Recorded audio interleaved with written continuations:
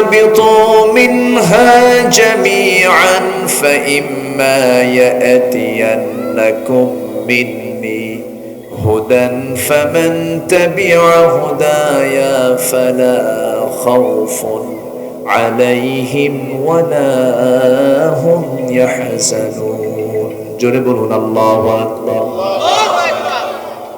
আদম রে হাওয়া রে তোমরা দুজন মিলে দুনিয়াতে চলে যাও, আমার পক্ষ থেকে যদি কোনো হেদায়েতের কিতাব চলে যায় এই কিতাবের যে ইত্তেবা করবে অনুসরণ করবে তার কোনো চিন্তা নাই, তার বিন্দু পরিমাণ কোনো ভয়ের কারণ নাই। জোরে বলি সুবহানাল্লাহ। তাহলে প্রথম মানুষ যে এসেছেন তিনি কি খালি হাতে এসেছেন না কিতাব নিয়ে এসেছেন? তাহলে যার হাতে কিতাব থাকে, যিনি কিতাব পড়েন তিনি কি মূর্খ না শিক্ষিত? শিক্ষিত। তাহলে আমাদের সবার বাবা আমাদের পিতা আদম ছিলেন শিক্ষিত না অশিক্ষিত? মূর্খ না জ্ঞানী? তাহলে আমরা কি পিতার সন্তান বলেন? জ্ঞানী পিতার সন্তান কিন্তু আমরা। জি শুকরান। আমরা জ্ঞানী পিতার সন্তান, কিন্তু যোগ্য পিতার কিন্তু আমরা সন্তান।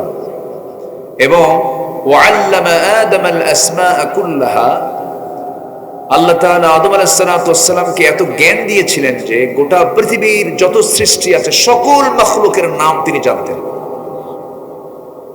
কিয়ামত পর্যন্ত এমন জ্ঞানী মানুষ আসবে? এখনো কেউ জানে বলেন? সমুদ্রের তলে কি আছে? এই আকাশ থেকে জমিন পর্যন্ত সমুদ্র, পাহাড়, নদ নদী, খাল বিল, জঙ্গল সব কিছুর নাম আল্লাহ তাআলা আদমের সিনার মধ্যে আল্লাহ পাক ঢুকায় দিয়েছিলেন। তাহলে কি তিনি শুধু জ্ঞানী না মহাজ্ঞানী? তো আমাদের বাপ ছিলেন শুধু জ্ঞানী না বিশেষ জ্ঞানী? বিশেষ জ্ঞানী। এবং যাকে বিজ্ঞানী বলা হয়, বিশেষ জ্ঞান যার আছে সেই তো বিজ্ঞানী। তাহলে সেই জ্ঞানী এবং মেধাবী বিচক্ষণ ব্যক্তির পিতার সন্তান হচ্ছে আমরা। দুঃখ লাগে জানেন, আমরা সে আদম সন্তান হয়ে সৃষ্টির সেরা হয়ে আমরা সৃষ্টির শ্রেষ্ঠ হওয়ার পরও আমরা অধম হয়ে বসে আছি। আমাদের কাজ, আমাদের কারবার, আমাদের যে চিন্তা চেতনা পশুত্বকেও হার মানিয়ে ফেলে, পশুকেও হার মানিয়ে ফেলে। আমরা এত নিম্নে চলে এসেছি এখন প্রেজেন্ট ওয়ার্ল্ডে। বিকৃতির মনোভাব আমাদের ভিতরে চলে আসছে, যা একটা পশুর ভিতরেও নাই। একটু কান লাগায় কথাগুলো শুনবেন। আমি তো কথাগুলো বলি শুধু আপনাকে শোনানোর জন্য নয়, এই যে প্রযুক্তির ক্যামেরাগুলোর মধ্য দিয়ে গোটা পৃথিবীতে কোটি কোটি মানুষ এই কথাগুলো শোনে।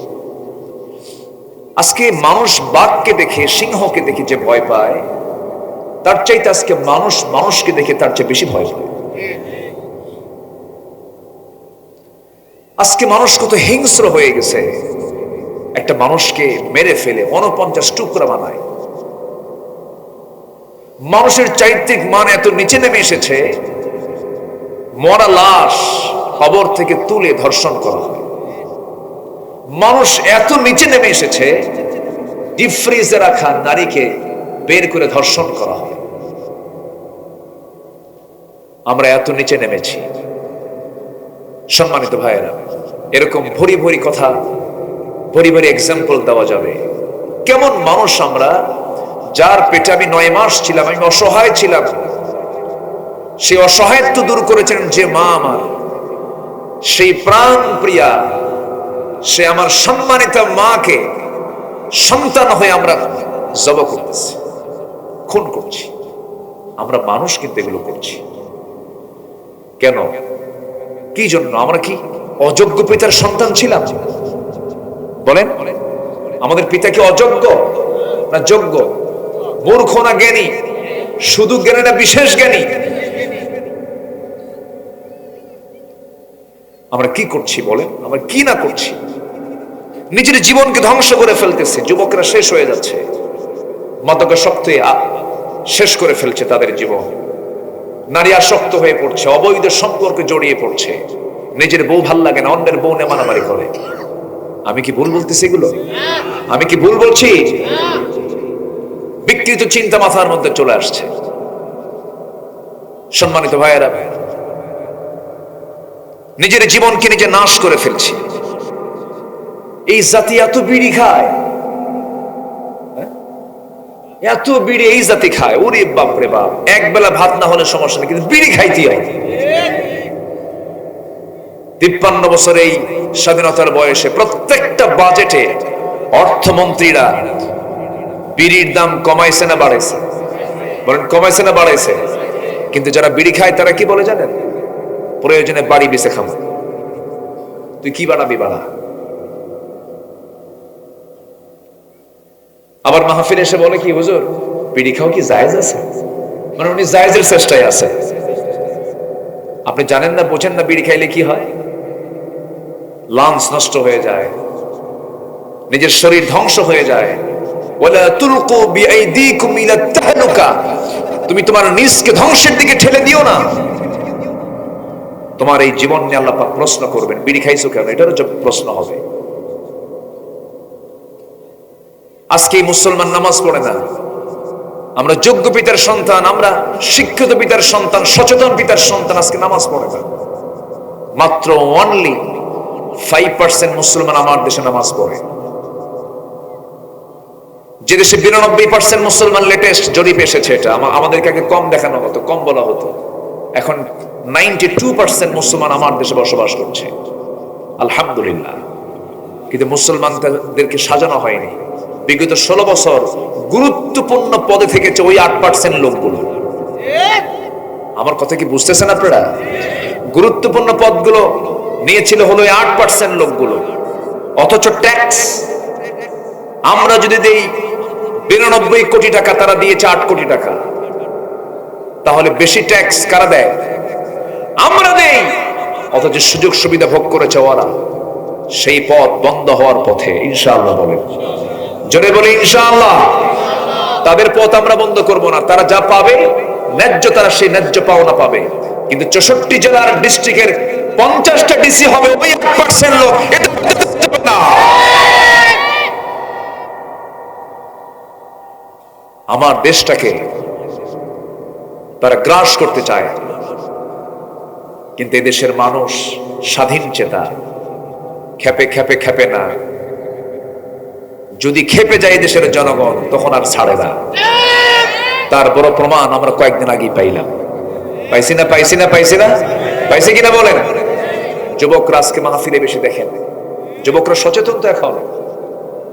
এই মাহফিল আগে যুবকদেরকে পাওয়া যেত না।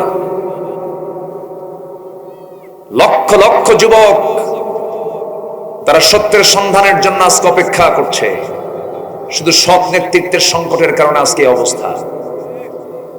আজকে 5% নামাজি আমার দেশে তৈরি হতো না যদি আমার দেশে যদি 53 বছর যারা নেতৃত্ব দিয়েছেন তারা যদি নামাজের কথা যদি জাতিকে শোনাতেন, যদি নেতৃত্বের আসনে যারা বসেছেন তারা যদি নামাজের জন্য যদি কথা বলতেন, নামাজের সরকার যদি কায়েম করতেন, উল্টা হয়ে যেত। 5% বেনামাজি থাকতে 95% নামাজি হয়ে যেত। আমরা সুন্দর বাংলাদেশ গড়তে চাই, জোরে বলি ইনশাআল্লাহ। আরো জোরে বলি ইনশাআল্লাহ। কষ্ট পাচ্ছেন নাকি? কোন সমস্যা? আর সমস্যা হবে বা কি? আর সমস্যার সময় তো কথা বলতে বাদ দিইনি, এখন তার প্রশ্নই আসে না। 16টা বছর জেলখানায় ছিল, সাধারণ মানুষ বেশি না আলেম ওলামা বেশি। তারা কি দেশ চালাইছিল? ধরলো কেন? আহারে কি না করেছে তারা। একটা সম্পদ। আল্লামা সাইদিকে চিন্তা গোটা পৃথিবীর মুসলমান, গোটা বিশ্ব মুসলিমের তিনি একজন সিপাহ সালার ছিলেন। সেই লোকটাকে তারা সহ্য করতে পারে নাই, সেই লোকটাকে ধরে ফেলেছে, জেলখানায় পুড়ে পুড়ে মেরেছে তাকে 13টা বছর। যারা জেলে ঢুকেছেন তারা এটার যন্ত্রণা বুঝবেন। প্রত্যেকটা সেকেন্ড কিভাবে কাটে। আল্লাহ পাক আমাকে নিয়েছিল একবার, এরা তো সারা নাই কাউরে, বোঝেন না? আমারও নিছে একবার, আর ধরছে যে কতবার আমার মনে নাই। মাহফিলে আসি, ধরে নিয়ে চলে যায় থানায়। 2018 সাল প্রথম মামলা তো 2000 সালে হয়েছে। ওই সময় জননিরাপত্তা আইন, একটা আইন পাশ করেছিল তারা। 2018 সালে আমাকে গ্রেফতার করা হলো। থানায় নিয়ে ওসি সাহেব কান দেয়ার কয়, হুজুর আমি আপনার খুব ভক্ত, আপনার ওয়াজ শুনি, কিন্তু করবো কি, উপায় তো নাই। চাকরি বাঁচান তো ফরজ, আমি বললাম ইমান বাঁচান তো নফল। মামলা খান দিয়ে আমার একদম জায়গা মতো জেলখানায় ঢুকলাম। ঢুকিয়ে দেখি এক মুরব্বীর সামনে দাঁড়ানো, প্রায় 80 থেকে 85 বছর বয়স। আমার দিকে একটা লম্বা সালাম দেখে, হুজুর আপনি জেলখানায় আসেন, খুব খুশি হয়েছি। তো বললাম যে আপনি খুশি হইতে তো খুশির কথা না। বলে বাবাজি, ওয়াজ শুনি আপনার অনেক দূর থেকে, কাছে যাওয়ার চান্স পাই না, মুসাফা হয় না, কথা হয় না, এত সুন্দর সামনে ধরা দিয়ে দিলেন, থাকেন, ভালো করে থাকেন। আমি চাচাকে বললাম, চাচা আপনার মামলা কি? বলতেছে বাবা বোমা হামলা, বোমা হামলা। আমি নাকি আমার এই বুড়া হাতে বোমা মারছে। এই হচ্ছে সিচুয়েশন। কেউ বাদ পড়েনি, রাস্তার ফকিরও বাদ পড়েনি। থানার আসামির কোটা পূরণ করার জন্য যখন লোক পায় নাই, তখন ফকিরকে নিয়ে এসে সেই মামলার তালিকায় নাম ঢুকায় দিয়েছে। কেন এগুলো করা হয়েছে জানেন? মূল কারণ হলো ফেরাউনের কারণ। কিসের কারণ? ফেরাউন যে কারণে আকাম কুকাম করছে, এদেরও ওই একই ছিল। ফেরাউনের একটাই লোভ ছিল, সেটা হলো জনগণ চাক আর না চাক আমাকে ক্ষমতায় থাকতে হবে। এটা ছিল ফেরাউনের একটা বড় ধরনের রোগ। সে আরো বড় কিছু করেছে, সে তার বউকে পর্যন্ত বাঁচায় নাই। জানেন না? আপনারা জানেন না তার স্ত্রীর নাম কি? বলেন, তার স্ত্রীর নাম কি? আসিয়া। চিন্তা করুন, একটা ফ্যামিলিকে ধ্বংস করতেছে তার ক্ষমতার লোভে। বলে ফেললো, আসিয়া শুনলাম তুমি নাকি ইসলাম কবুল করেছো। শুনবেন কেন? দেখেন, আশহাদু আল্লা ইলাহা ইল্লাল্লাহ। সঙ্গে সঙ্গে ফেরাউন বলল, তুমি কি জানো আমি তোমাকে দুনিয়া থেকে বিদায় করে দেব? তিনি বললেন, আপনি আমাকে মৃত্যুর হুমকি দিচ্ছেন। এই হুমকিতে আমি ভয় পাই না, কারণ মৃত্যুর মালিক আপনি নন, জন্মের মালিক আপনি নন। মৃত্যু জন্ম দিয়েছেন একমাত্র আমার আল্লাহ রাব্বুল আলামিন। ফেরাউন বলে ফেলল, আসিয়া আমি তোমাকে কত বড় অফার দিয়েছি, ফার্স্ট লেডি অফ ইজিপ্ট। এই ইজিপ্টের আমি তোমাকে ফার্স্ট লেডি করেছি, আমার পরেই তোমার জায়গা। এত সম্মান, এত মর্যাদা আমি তোমাকে দিলাম, তুমি আমার সঙ্গে এমনটা আচরণ করলে কেন? সন্তানগুলোকে মেরে শেষ করে ফেলবো, মেরে ফেলো, কোনো আপত্তি নাই। সন্তানগুলোকে গরম ডেকচির ভিতরে, তেলের ভিতরে ভাজা মাছের মতো দুনিয়া থেকে বিদায় করে দেওয়া হলো, সবগুলো বাচ্চাকে। আসিয়াকে লাশ ধরা হলো। ফেরাউন বলল, আসিয়া তোমাকে শেষ করে দেবে, এখনো সর্বশেষ, তোমার পক্ষ থেকে সিদ্ধান্ত জানিয়ে দাও। আসিয়া বলছেন, স্বামী আমার প্রতি অত্যাচারের মাত্রা যত বাড়বে, আমার ইমানের পরিমাণ তত তীব্র থেকে তীব্র হয়ে যাবে। অত্যাচার করা হলো, জুলুম করা হলো, শেষ পর্যন্ত তিনি বলে ফেললেন, স্বামী আপনি আমার বিরুদ্ধে কি করছেন জানি না, আমি আমার নাকের ভিতরে জান্নাতের ঘ্রাণ পেতেছি। জল্লাদ রেডি করা হলো, জল্লাদ তার সামনে দাঁড়ায় গেল। অনেক মা বোন মাহফিল আছেন, হয়তো বা মাহফিলে শুনছেন, একটু মনোযোগ দিয়ে শুনবেন। দেখুন ইমান কাকে বলে। স্বামীর সঙ্গে ম্যানেজ করলেন না, কারণ স্বামী আগে না আল্লাহ আগে, বউ আগে না আল্লাহ আগে, সন্তান আগে না আল্লাহ আগে, সম্পদ আগে না আল্লাহ আগে। আর একটা প্রশ্ন করব, বলুন তো, পৃথিবীতে কোনো কিছু কি আমার আপন হতে পারে নাকি? একমাত্র আপন আমার কে? আসতে বলবে না, কে আমার আপন? দিন শেষে কিন্তু আমার আল্লাহ আপন। সন্তান কে বলেছে আপন? ও তো আমার সম্পদ দখল করে ফেলবে কিছুদিন পর। কে বলেছে বউ আমার আপন? এখনই মরে যান আপনি। ইয়াং ছেলে, টকবগে তুমি বিয়ে করেছ, বউটা নতুন, দাম্পত্যময় জীবন চলছিল, তোমাকে দারুণ ভালোবাসে। তুমি রোড অ্যাক্সিডেন্টে হোন্ডায় মারা গেলে, অ্যাক্সিডেন্ট হলো, দুর্ঘটনা হলো, মারা গেছো তুমি। কি এটা এলাকার নাম কি? আচমিতায় আসতে নিয়া, কিশোরগঞ্জ থেকে জেল মোড় থেকে আসতে নিয়ে তুমি রোড অ্যাক্সিডেন্ট করে মারা গেছো। তোমার সংবাদ বউয়ের কানে চলে গেল। বউটা কাঁদবে, সেন্সলেস হয়ে যাবে। 2-3 দিন খাবে না, 3-4 দিন বলবে আমার স্বামী ছাড়া বাঁচবো না, আমার স্বামীটা কোথায় গেল? হাউমাউ করে কাঁদবে, শোকাহত হয়ে পড়বে, সেন্সলেস হয়ে যাবে। 7 দিন পর থেমে যাবে, খাওয়া স্বাভাবিক হয়ে যাবে। 1 মাস পরে সেই বউটার মুখে হাসি ফুটবে। 2 মাস আরো ফুলবে, 4 মাস আরো ফুলবে। শ্বশুর বাড়ির লোকজন তোমার বউটাকে নিয়ে চলে যাবে। অন্যত্র বিয়ের বন্দোবস্ত করে দেবে। বিয়ে শাদী হয়ে যাওয়ার পর নতুন স্বামী পাওয়ার পরে তোমার সেই বউটা তার আব্বা আম্মাকে জানিয়ে দিবে, আব্বা তোমরা সিদ্ধান্ত ভালো হয়ে নিয়েছো, আগের স্বামী চাইতে এই স্বামীটা আমার আরো ভালো। এটাই দুনিয়ার নিয়ম। কেউ আমার আপন না, বাবাও আপন না, মাও আপন না, সব আমার পর একদিন হয়ে যাবে, সব কিছু আমার একদিন ডিস্টেন্স হয়ে যাবে, কিন্তু যিনি কোনোদিন আমার থেকে কোনোদিন দূরে যাবেন না, যিনি আমাকে কখনো ভুলবেন না, একটা বারের জন্য চিৎকার মেরে বলুন তিনি আমার কে? কে কে? আল্লাহ। সে আল্লাহকে চেনার একটু আমরা চেষ্টা করি। আসিয়া কাকে চিনেছেন? আসতে হলো না, কাকে চিনেছেন? রাষ্ট্রীয় প্রোটোকল, একটা রাষ্ট্রপতির বউ। চিন্তা করেন আপনি, কম বড় পদ না কিন্তু। বলুন তো, চেয়ারম্যান বড় না চেয়ারম্যানের বউ বড়? বলেন, কে বড়? চেয়ারম্যানের বউ বড়? বউ বড়, হ্যাঁ। আপনি যত বড়ই হুজুর হন না কেন, আপনি যত বড়ই বড় বুজুর্গ হন না কেন, বউয়ের কাছে অত বুজুর্গি খাটে না। তুমি কত বড় হুজুর আমার জানা আছে, বসো। কথা বুঝেন নাই? এত বড় একটা পদ, সবকিছু আছে, একটা নাগরিকের ফার্স্ট ক্লাস ফ্যাসিলিটি নিয়ে আসিয়া সবগুলোকে মাইনাস করে খুঁজে বের করলেন সবচেয়ে আপনজন কাকে? আল্লাহকে বের করলেন, জীবনটা দিয়ে দিলেন।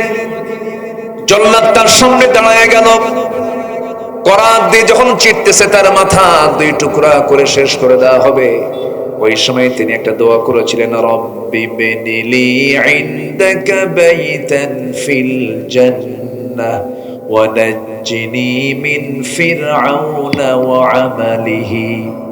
আল্লাহ তুমি আমার জন্য বানায় দাও, ইনদাকা তোমার কাছে, বাইতান একটা ঘর, বুয়ুতুন বহুবচন, বাইতান এক বচন, একটা ঘর তুমি আমাকে শুধু দিবা, সেই ঘরটা হওয়া চাই ইনদাকা, তোমার ঘরের দেওয়ালের সঙ্গে তুমি আমাকে একটা ছোট্ট ঘর বানায় দাও। জোরে কোন সুবহানাল্লাহ। হায়রে, কাকে কাছে নেওয়া দরকার, আর আমার কাকে কাছে নেই? সবচেয়ে কাছে দেব আমরা কাকে? আসতে বলবেন না, কাকে? সবচেয়ে প্রিয় জিনিস, এই প্রাণ কার হাতে? অথচ সে আল্লাহকে আমরা ভুলে থাকি, নামাজ পড়তে চাই না, দিন মানতে চাই না।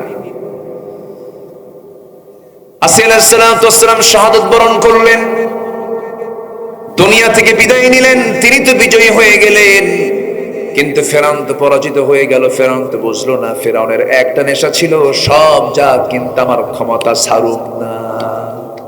ঠিক আছে না? বিগত 16 বছর কোন রোগ ছিল? বলেন কি রোগ? এই রোগই ছিল। মেরে শেষ করো। শেষে সারতে পারে নাই, 2000 মারছে। কয় হাজার? 2000। 20,000-এর মতো কাতরাচ্ছে হোটেলে, কি বলে হসপিটালে। 20,000 ছাত্রগুলো, নাক নাই, চোখ নাই, হাত নাই, পা নাই। সম্মানিত বন্ধুগণ, যাদের রাজনীতিতে হত্যা জড়িত থাকে, যারা হত্যা রাজনীতি করেন, তারা সবগুলো ফেরাউনদের প্রেতাত্মা। ফেরাউন ক্ষমতায় ছিল, ফেরাউন পৃথিবীতে বেঁচে ছিল হলো 1600 বছর। কত বছর? আর এরা ক্ষমতায় ছিল হলো 16 বছর। সংখ্যার মিল দেখছেন? সেই দিন একজন শ্রোতার পক্ষ থেকে একজন বলছে, হুজুর এটা হচ্ছে লেডিস ফেরাউন। আমাকে বলতেছে, আমি আর কি বক্তা হলাম, আপনি তো বড় বক্তা হয়ে গেছেন দেখতেছি। কি করে নাই? ইলিয়াস আলী গুম হলো, হ্যাঁ, তার ছোট্ট ছেলে মেয়েদেরকে গণভবনে নিয়ে চোখের পানিতে ফেলে দিচ্ছে, কান্নায় ভেঙে পড়ছে, আরে আপনার সন্তান বাপ হারা হয়ে গেল, অথচ সম্পূর্ণ প্ল্যান করে হত্যা করা হয়েছে তাদের নির্দেশে। চিন্তা করা যায় কত বড় অভিনয় হতে পারে এগুলো। ইমানদারি গুলো করতে পারে না। আল্লামা সাইদি, আল্লাহু আকবার, কত বেনামাজি নামাজি হয়েছে, কত অবাধ্য সন্তান বাপ মার কাছে যা মাফ চায়, বলছে আম্মা ও শুনছি সাইদি সাহেবের জীবনে আর তোমার সঙ্গে বেয়াদবি করবো না। একটা নাগরিক তৈরির কারিগর তিনি ছিলেন, তার মৃত্যুতে জমিনে ছিল না।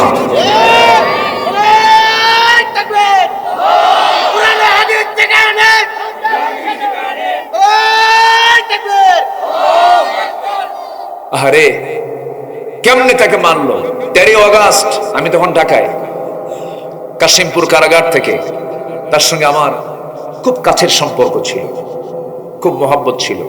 উনি যখন জেলখানায়, তার ছেলেকে ডাক দিয়ে বলে, তুমি আব্দুল্লাহ আল আমিনকে আমার মাথার টুপিটা দিয়ে দিবা, আমার জুব্বা দিবা। আমাকে খুব ভালোবাসতেন। ওনার মাদ্রাসা দারুল কোরআন সিদ্দিকে কামিল মাদ্রাসা খুলনা, ওনার প্রিয় জায়গা ওঠে। উনি বলেছেন এই মাদ্রাসার চত্বরে যেন আমার কবর দেওয়া হয়। এটা হয়নি কথা। ওসিয়ত রাখার দায়িত্ব হচ্ছে, একটা মৃত ব্যক্তির ওসিয়ত পূরণ করা হচ্ছে গুরুত্বপূর্ণ কাজ, এটাও পালন করতে দেওয়া হয়নি। ভালোভাবে জানাজা করতে দেওয়া হয়নি। কাশিমপুর জেলখানা থেকে তাকে ধরা হলো, তাকে বের করা হলো, চিকিৎসার নাম করে বললো আপনি অসুস্থ। আমি নিজে তো জানি না আমি অসুস্থ। জোর করে নিয়ে শাহবাগ হসপিটালে ভর্তি করে পয়জনিং করে, বিষ প্রয়োগ করে তাকে হত্যা করা হয়েছে। এই তাফসীর মাহফিলের এই প্ল্যাটফর্ম থেকে আমরা সুস্পষ্ট জানান দিতে চাই, টুডে এন্ড টুমরো চূড়ান্ত শাস্তি যারা আল্লামা সাঈদের হত্যার সঙ্গে জড়িত, চূড়ান্ত শাস্তি বাংলার জমিনে বাস্তবায়ন করতে হবে। মুসলমান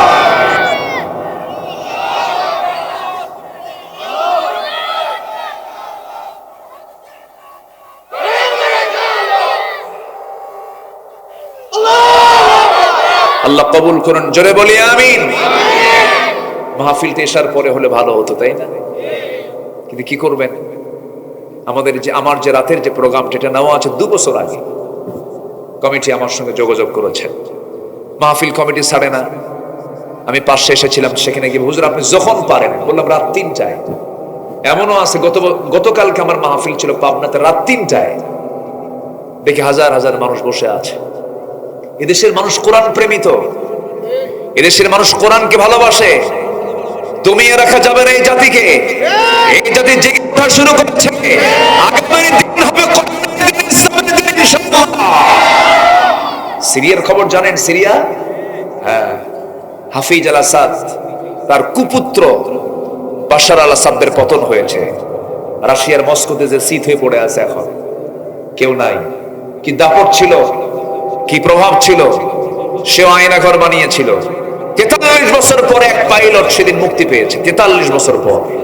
সে জানে না তার বাপ হাফিজ আল আসাদ মারা গেছে আরো 20-23 বছর আগে। কি চিত্র! যারা এই স্বৈর শাসক হয়েছে যুগে যুগে, তারা এরকম করে একটা করে আয়নাঘর বানাইছে, ঠিক না? এরকম আয়নাঘর গোটা পৃথিবীতে আরো আছে না নাই? সব আয়নাঘর থেকে মাসলুমরা বের হবে। সময় আসছে সামনে, সময় আসতেছে সামনে, ইনশাআল্লাহ। কষ্ট পাচ্ছেন? বিড়ি খাবো? আস্তে করে বিড়ি খাবো আমরা? নামাজ না পড়ে থাকবো? সবাই কি নামাজ পড়বেন? সবাই কি নামাজ পড়বেন? আল্লাহ নামাজি বানান, জোরে বলি আমিন। আগে নিজের 1.5 হাত 3.5 হাত বডিকে আগে সুন্দর করে সাজাই। সমাজ তো দূরেই থাকলো, রাষ্ট্র দূরেই থাকলো। 3.5 হাত বডির, এই 3.5 হাত দেহের রাষ্ট্রপতিকে আমি নিজেই তো রাষ্ট্রপতি। আমার মাথা থেকে পা পর্যন্ত 3.5 হাত বডি, এই বডি সবকিছু নিয়ন্ত্রণ শক্তি আল্লাহ তাআলা আমাকে দেন নাই? আমি চোখ দিয়ে তাকাই, অন্য কেউ তাকায় নাকি? আমি হাত দিয়ে কাজ করি। তাহলে আমার মাথা থেকে পা পর্যন্ত এই বডি নিয়ন্ত্রণ করতে হবে কার? আমাকে। এই চোখ দিয়ে বাজে কিছু দেখা যাবে না, এই কান দিয়ে বাজে কিছু শোনা যাবে না, এই হাত দিয়ে ক্ষমতা আছে বলে থাপ্পড় মারা যাবে না। যারা থাপ্পড় মারছে, যারা গুলি করছে, কোথায় কোথায় তোমরা? এই কটিয়ে দিতে আমাকে মাহফিল করতে দেওয়া হয় নাই। 2-1টা মাহফিলে বাধা দিয়েছে, কিছু মাহফিল করেছি, বাধাও দিয়েছে, মাহফিল করতে দেয়নি। পাকুন দিয়ে বন্ধ ছিল, কিছু ফেরেশতারা বন্ধ করে দিয়েছিল। সম্মানিত ভাইয়েরা, সম্মানিত বন্ধুগণ, পরিবেশ যখন পেয়েছি, সময় যখন পেয়েছি, সব দেখেছি। আমরা একটু কোরআনকে দেখতে চাই ইনশাআল্লাহ। কোরআন দেখবো না? কি কোরআনকে দেখবো না আমরা ইনশাআল্লাহ? কোরআন সব জায়গায় চালু হোক, সবাইকে আমরা চাই, সবাইকে আমরা চাই। আল্লাহ কবুল করুন, জোরে বলি আমিন। আরো জোরে আমিন, আরো জোরে আমিন। আমার নবীজি কি অসভ্য সমাজকে সভ্য সমাজ বানালেন, চরিত্রহীন মানুষগুলোকে চরিত্রবান বানালেন। যে যুগের মানুষ নিজের মাকে বিয়ে করত, নাউজুবিল্লাহ বলবেন না, মানে বাপ একজনকে বিয়ে করেছে, বাপ ওই মহিলাকে তালাক দিয়েছে, ছেলে যা করছে কি বাপের বউকে বিয়ে করে নিয়ে চলে আসছে। এত নোংরা একটা জাতি ছিল আমার নবীজির জন্ম যে সমাজে ছিল। সেখান থেকে বের করে এনেছেন সাইয়েদনা আবু বকরকে, ওমরকে, ওসমানকে, সাইয়েদনা আলীর মতো মানুষগুলোকে। সুবহানাল্লাহ বলবেন না? কোন জাদু দিয়ে নয়, কি দিয়া? কি দিয়া? আমার কাছে দেশটাকে খুব সম্ভাবনাময় মনে হয় জানেন। 5 আগস্টের পরে 10 দিন একটানা দেশে কোনো পুলিশের প্রশাসক ছিল না। কোন প্রশাসন ছিল বলেন তো? 10 দিন কিছুই। আমি মালয়েশিয়া যাচ্ছি, সিঙ্গাপুর হয়ে আমার বিদেশ সফর ছিল, তো আমি ইমিগ্রেশন ক্রস করলো, পুলিশ নেই,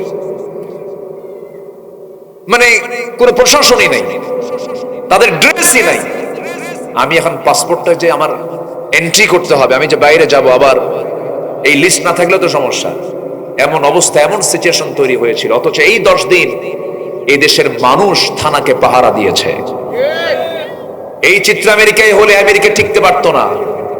ওরা শুধু অনলাইনের প্রযুক্তির কারণে তারা ভালো থাকে, আমরা রিয়েলি ভালো জাতি।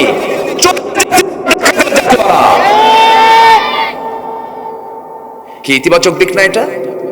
10টা দিন প্রশাসন নাই, সুন্দর করে মানুষ নিজের দায়িত্ব নিয়ে রাস্তায় ট্রাফিকের দায়িত্ব পালন করেছে।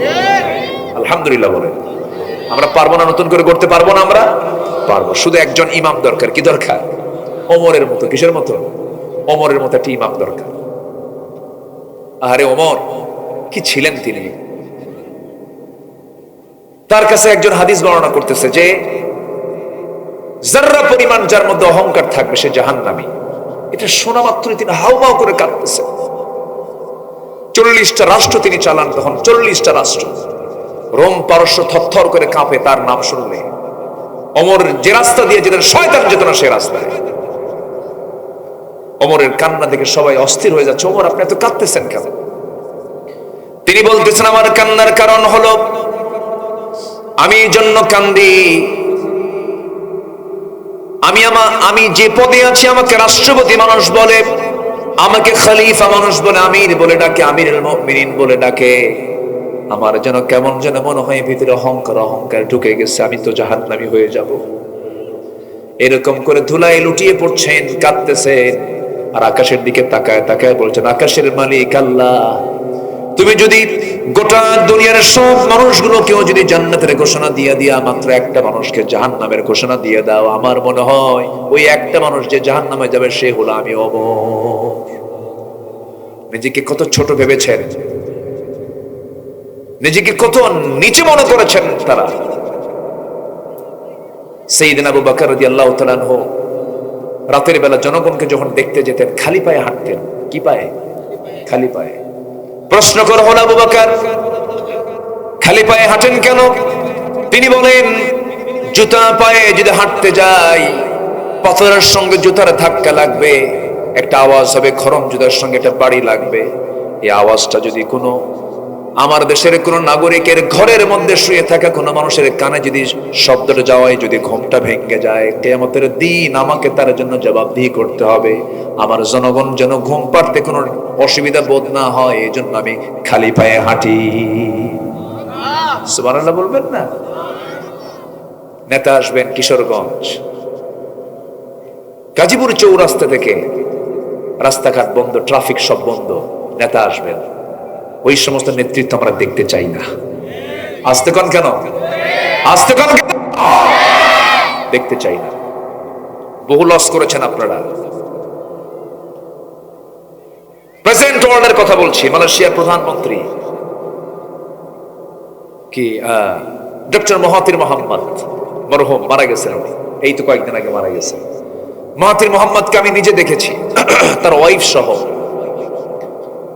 মালয়েশিয়ার কুয়ালালামপুরে কেএলএতে দুজনে একাকি ঘুরতেছে শপিং মার্কেটে, একটা নাই পরেও নাই। আর আমার দেশের সামান্য একটু মানে ছোট্ট নেতাও যদি হয় তার আগে 50টা পিছনে 50টা হোন্ডা গাড়ি লাগে। কি আছে না, আছে না, আছে না? এগুলো নেতৃত্বের গুণাবলী নয়, এগুলো অহংকারের গুণাবলী। এগুলো অহংকারের চিত্ত স্বাধীন করি নাই। আমরা নতুন করে গড়তে চাই দেশকে। জোরে বলি ইনশাআল্লাহ, আরো জোরে বলি ইনশাআল্লাহ, আরো জোরে বলি ইনশাআল্লাহ। প্রথম খলিফার নাম কি বলুন? আবু বকর। কয় নাম্বার খলিফা? 1 নাম্বার। যেদিন খেলাফতের দায়িত্ব নিয়েছেন সকালবেলা দোকানে যাচ্ছেন ব্যবসা করার জন্য। বলা হলো আপনি ব্যবসা করতে যান কেন? আপনি তো খলিফা। আমার পরিবার চলবে কি দিয়ে? ব্যবসা করা লাগবে না? কাপড়ের দোকানদারি করতেন। কিসের দোকানদারি? কাপড়ের দোকানদারি। আবার তিনি কি করতেন দেখেন, এত বড় শাসকের দায়িত্ব পালন করেছেন, প্রতিবেশীর হক আদায় করেছেন। এক প্রতিবেশী ছিল, স্বামী নাই, ছেলে নাই, মেয়ে নাই, বুড়ি মানুষ, চোখেও দেখেন না সেই বুড়ি মহিলা। ঘরের সঙ্গে ঘর তার। একটানা 2 বছর খেলাফতের দায়িত্ব পালন করেছেন তিনি। প্রত্যেকটা রাত্রের বেলা, শেষ রাতের ফজরের একটু আগ দিয়ে ঘরের মধ্যে ঢুকতেন মহিলার।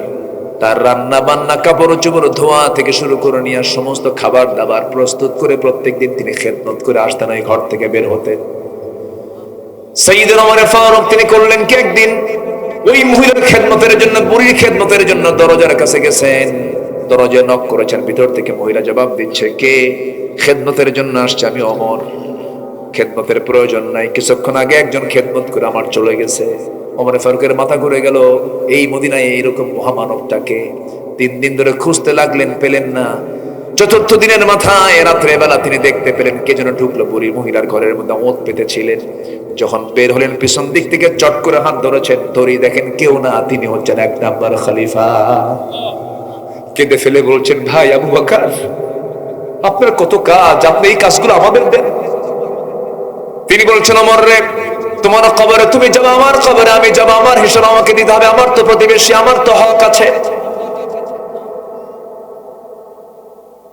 প্রথম খলিফার ইন্তেকাল হয়ে গেল। দ্বিতীয় খলিফা যখন ওমর ফারুক দায়িত্ব গ্রহণ করলেন, ওই মহিলা জানেন না, বুড়ি মহিলা জানেন না প্রথম খলিফার ইন্তেকাল হয়ে গেছে। বুড়ি মানুষ, চোখে দেখে না। পরের দিন ওমর ফারুক তার খেদমতের দায়িত্ব পালন করার জন্য আসছেন। এসে সব কিছু প্রস্তুত করে তিনি ঘর থেকে বের হয়ে চলে গেছেন। মহিলা যখন খেতে বসেছেন, সামনে কিছু খেজুর, সেই খেজুর খেতে নিয়ে খেজুর যখন মুখের মধ্যে নিয়েছেন, একটা কামড় মেরেছেন, বিচি লেগে গেছে দাঁতের সাথে। তিনি চোখের পানি ফেলে ফেলে বলছেন, বুঝতে পেরেছি আমার আগের খাদেম আবু বকর পৃথিবীতে বেঁচে নাই। আমার আবু বকর যখন আমাকে খেদমত করতে আসতো, খেজুরটাও যখন আমার সামনে দিত, বিচিটা ফেলে দিয়া আমার সামনে খেজুর প্রস্তুত করে রাখতো, যেন আমার বিচি না ফেলতে হয়। সুবহানাল্লাহ বলবেন না? কি করেছেন তারা, আর আমরা কি দেখছি? আমরা কি এমন একটা পরিবর্তন আমরা চাই না? বলেন চাই না, চাই না, চাই না? আমার পরিবর্তন যদি চাই তাহলে কি লাগবে বলেন? কি লাগবে? আসতে বলবেন না, কি লাগবে? কোরআন। সবাই কি নামাজ পড়তে রাজি আছেন? কয় ওয়াক্ত নামাজ পড়বেন একটু হাত তুলে দেখেন তো দেখি। জোরে বলি ইয়া আল্লাহ, আরো জোরে ইয়া আল্লাহ। আমাদেরকে 5 ওয়াক্ত সালাত আদায় করার তৌফিক তুমি আল্লাহ দিয়া দাও। জোরে বলি আমিন, আরো জোরে আমিন, আরো জোরে আমিন। কষ্ট দিয়ে ফেললাম। বউ যদি নামাজ না পড়ে কি করবেন? পিটাবেন? দেখেন হ্যাঁ জি, কে জানে কুছে জি, বুঝাবেন। বউ পিটানোর জন্য নয়, বউ মোহাব্বত করে বুঝানোর জন্য বুঝাবেন। বলবেন একসঙ্গে একই ছাদের নিচে থাকি, তুমি নামাজ পড়ো না। তুমি কি জান্নাতে আমরা একসঙ্গে থাকতে চাই না? বলো হ্যাঁ থাকতে চাই। তো নামাজ না পড়লে তো জান্নাত পাওয়া যাবে না। নামাজটা ধরো, জান্নাতে একসঙ্গে থাকবো। আল্লাহু আকবার বলো। ছেলে মেয়েকে বুঝাবেন। আর তোমরা যুবক যারা আছো, ধরো এই গ্রামের নাম কি? চারিপাড়া। এই গ্রামে যত ঘর আছে সব ঘরের তালিকা করবা। এই যে যুবক কাবেলা না, যুব সংঘ, গ্রামের তালিকা করো। যুবকরা নামাজ পড়ে তো নাকি? কি যেন হাসতেছে, একটু রহস্য আছে মনে হয় নাকি? সবাই পড়ে না, একটু কম বেশি করে। তাহলে মাহফিল করলে নামাজ না পড়লে তো বেকার। যুবকরা নামাজ পড়বে, জোরে বলে ইনশাআল্লাহ। চারিপাড়ার দিকে যেন গোটা এলাকা যেন তাকায় থাকে, এই এলাকার যুবকরা ভালো। নামাজ পড়ে। তোমার তালিকা করবে এই গ্রামের কোন ঘরের কোন বেনামাজি আছে যে মসজিদে যায় না, নামাজ পড়ে না। তালিকা করে তাদের কাছে যাও, দাওয়াত দাও। এই গ্রামের কোন ঘর থেকে কোন মহিলা, কার মেয়ে, কার বউ বোরকা ছাড়া বের হয়, পর্দার পরিবেশ রক্ষা না করে বের হয়, অর্ধলগ্ন হয়ে বের হয়, অশ্লীল পোশাক পরে বের হয়। তালিকা করো, চলে যাবা তার বাড়িতে, গিয়ে বলবেন, গিয়ে বলে ফেলবে, দেখেন আপনার মেয়ে অথবা আপনার বউ যে পোশাক পরে বের হয়, আমরা নামাজ পড়ি, আমাদের চোখের ক্ষতি হয়, আমাদের গুনাহ হয়ে যায়। এই গ্রামে আমরা আদর্শ গ্রাম বানাতে চাই, দয়া করে শালীনপূর্ণ পোশাক, বোরকার ব্যবস্থা আপনি করবেন। শুনতে বাধ্য। আসতে কোন কেন, আসতে কোন কেন? আপনার গ্রামের মাতব্বর নামাজ পড়ে না, বলবেন চাচা আপনার মাতব্বরই আমরা মানি, আপনি সম্মানিত মানুষ, আপনি আপনার পদে থাকেন, মাতব্বরি করেন, সব শুনবো, কিন্তু আপনি আল্লাহর হক নষ্ট করবেন না। নামাজটা পড়েন, নামাজ পড়বেন, মাতব্বরি থাকবে, নামাজ পড়বেন না, মাতব্বরি থাকবে না। তা'মুরুনা বিল মারুফ ওয়া তানহাউনা আনিল মুনকার। কি এগুলো নির্দেশ কোরআনে আছে না নাই? আছে না নাই? তোমার গ্রামকে তুমি সাজাও, দেশ সাজানো হয়ে যাবে। কি যুবকরা রাজি আছো তো? তোমরা কি যুবকরা রাজি আছো? আজকে তালিকা করবা কে কে নামাজ পড়ে, কে কে নামাজ পড়ে না, দাওয়াতি কাজ করো। বাজার সমিতি আছে, সেখানে তুমি বাজার সমিতির মধ্য দিয়ে আজান হয়ে যাবে, বাজারের কোনো দোকান খোলা থাকবে না, আজানের পর পর নামাজ শুরু হয়ে যাবে। এরকম পরিবেশ তৈরি করতে হবে। আমরা সেই পরিবেশ এখন পেয়েছি, বলি আলহামদুলিল্লাহ, জোরে বলি আলহামদুলিল্লাহ। আগে রাস্তায় যখন হাঁটতাম তখন আমাদেরকে আসামি মনে করতো, আল্লাহ একটা পরিবেশ তৈরি করে দিয়েছেন, এখন এই পরিবেশকে বরকত মনে করে কাজে লাগাতে হবে। আমার দেশকে আমরা আদর্শ দেশ বানাতে চাই, জোরে বলি ইনশাআল্লাহ, আরো জোরে বলি ইনশাআল্লাহ। আল্লাহ কবুল করুন, আল্লাহ কবুল করুন, আল্লাহ কবুল করুন। সম্মানিত ভাইয়েরা, আমার নবীজি চেষ্টা করেছেন তার সময়ও, কিন্তু চেষ্টাটা করেছেন তিনি যখন কোরআন আসে নাই তখন থেকে শুরু করছেন। রাসূলের চেষ্টা তো কম ছিল না। হেল্পফুল ফুজুল গঠন করেছেন, যেরকম এখন আল আমিন ইসলামী যুব সংঘ। আমার নবীজি একটা সংঘ করেছিলেন, হেল্পফুল ফুজুল তার নাম। চেষ্টা করছেন বহু, কিন্তু কাম হয়নি। মাছ মারতে গেছেন নদীতে, কিন্তু মাছ মেরে যাতে তোলা হয়, যাতে রাখা হয়, ওটার নাম কি? ডুলা। হ্যাঁ, ডুলা। আমাদের এলাকায় বলে খালই, একই কথা। ঠিক আছে, যে লাউ সেই কদু, এই তো। আচ্ছা, ডুলাতে আপনি মাছ মেরে তুললেন, জন্মের মতো মাছ পাইছেন আপনি নদী থেকে, কিন্তু তলা নাই। কি নাই? মাছ থাকবো, মাছ থাকবে, মাছ থাকবে। আমার রাসূল চেষ্টা করছেন বহু, সব গুছায় দিয়েছেন, তলাই নেই।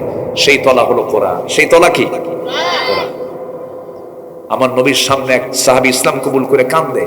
রাসূল বলেন, তুমি কান্দো কেন? হুজুর, ইসলাম তো কবুল করছে আমি, সব গুনাহ মাফ হয়েছে আপনি বললেন, কিন্তু আমার মনে হয় গুনাহ মাফ হয়নি। কেন, কি গুনাহ করছো? একটা গুনাহ মনে হয় মাফ হয়নি। কি? নিজের হাতে নিজের মেয়েকে খুন করেছি। কি মানুষ ছিল সেই সমাজের, দেখেন, চিন্তা করে দেখেন। আমার নবী আশ্চর্য হয়ে বলেন, তুমি কেমনে মারছো বলো তো? হুজুর, বউটা প্রেগনেন্ট হলো, প্রেগন্যান্সি টাইম, বললাম 6 মাস, যাও বাবার বাড়ি যাও, বাচ্চা কাচ্চা যদি হয় ছেলে নিয়ে আসো, না হলে মেরে ফেলে, ওকে হত্যা করবে, আমাকে বলার দরকার নাই। কি অসভ্য সমাজ ছিল, মেয়েদের কোনো দামই ছিল না। হুজুর, আমার অজান্তে বউটা বলে নাই, অন্যের বাড়িতে ধীরে ধীরে বড় করে 6 বছর হয়ে গেছে, আমার চোখের সামনে কি ধরা পড়ে গেল। আমি আমার মতো চোখ, আমার মতো হাত পা ধরলাম, চট করে ধরে নিয়ে স্ত্রীর সামনে হাজির করে বললাম, সত্যি করে আমার স্ত্রী বলো তো, এই সন্তানটা কার? আমার বউটার বডি ল্যাঙ্গুয়েজ প্রমাণ করে দিল, কাঁপতে কাঁপতে বলছেন, স্বামী আমার কতক্ষণ তথ্য গোপন করবে, এই সন্তানটা আমাদের মিথ্যা বলেছিলাম, মারতে পারিনি। আমি অগ্নিশর্মা হয়ে গেলাম, দারুণ খেপে গেলাম, রেগে গেলাম, এক পর্যায়ে ঠান্ডা মাথার খনি বনে গেলাম। অভিনয় শুরু করে মেয়েটাকে বললাম, মা এদিকে আসো, আমি তোমাকে আদর করি। মেয়েটা বিশ্বাসের জায়গা মনে করে, আমাকে নিরাপদ মনে করে, নিরাপদ কোল মনে করে আমার কোলে চলে আসলো। আদর করলাম, স্নেহ দিলাম। মেয়েটা উল্টা বলে তার মাকে, মা আমার বাবার সঙ্গে আগে পরিচয় করে দাও নাই কেন? আমার বাবা তো তোমার চাইতে ভালো। আমি এতটুকু তার সঙ্গে বিশ্বাসঘাতকতা করলাম। পরের দিন তাকে বললাম, মা তোমাকে নারীর বাড়ি নিয়ে যাব। এই কথা বলে আমি তাকে কাপড় চোপড় পরে রওনা দিলাম। ওইদিকে রওনা না দিয়ে জঙ্গলের দিকে যাচ্ছি, মেয়েটার মুখ ছোট হয়ে যায়। মেয়ে বলে, বাবা যাবে তুমি নানির বাড়ি, এদিকে যাও কেন? কিচ্ছু বললাম না। জঙ্গল পার হয়ে গেলাম, গর্ত খনন শুরু করলাম। গরমের সময় হুজুর, কোদাল মারতেছি, মাটিগুলো ছিটকে এসে আমার দাড়ির মধ্যে ঢোকে। মেয়েটা তার নখ দিয়া খিলাল করে করে সেই মাটিগুলো মুছে মুছে দেয়, সাফ সাফ করে দেয়। আর বলে, বাবা তুমি নানির বাড়ি কখন যাবে? কিচ্ছু বললাম না। আমার মেয়েটা গামছা দিয়ে আমার শরীর, ইসলাম যেদিন কবুল করেছে সেই দিন থেকে ঘুম থেকে লাফ মেরে উঠি, ওই সন্তানটা যেন আমাকে বারবার আব্বা আব্বা বলে ডাকে। হুজুর, আমার এই গুনাহ মনে হয় মাফ হয় নাই। রাসূল বলছেন, সাহাবীরে এত বড় অপরাধ তুমি করেছো, কিন্তু ইসলাম তেমন একটা দিনের নাম, ইসলাম কবুল করার কারণে তোমার এই গুনাহ তোমার জীবন থেকে ঝরে গেছে। জোরে বলি সুবহানাল্লাহ।